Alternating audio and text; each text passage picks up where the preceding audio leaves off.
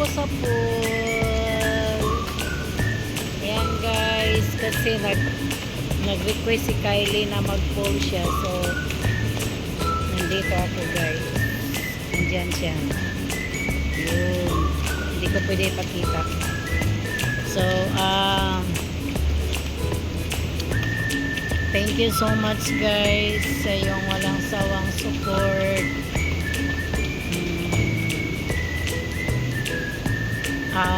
By the way, siguro napansin nyo na wala akong ads kasi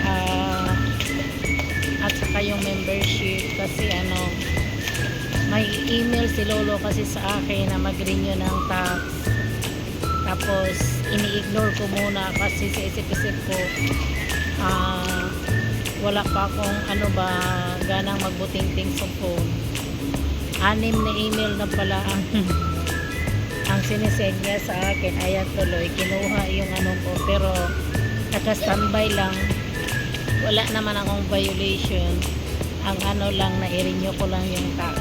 So nagantay na lang ako ng kanilang email. Hopefully mabalik ko na kasi may event ako, diba, sa August 10. Diba? So kailangan talaga guys, listen to learn ko na to. Kasi minsan ini-ignore ko yung mga email, hindi lang sa YouTube, sa lahat na, kasi minsan lalo na ngayon na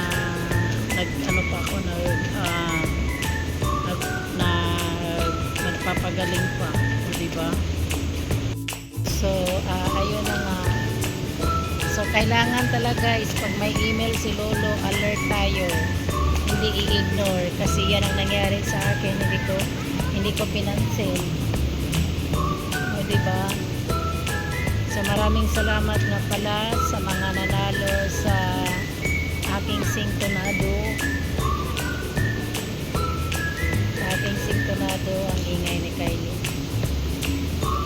Ayan.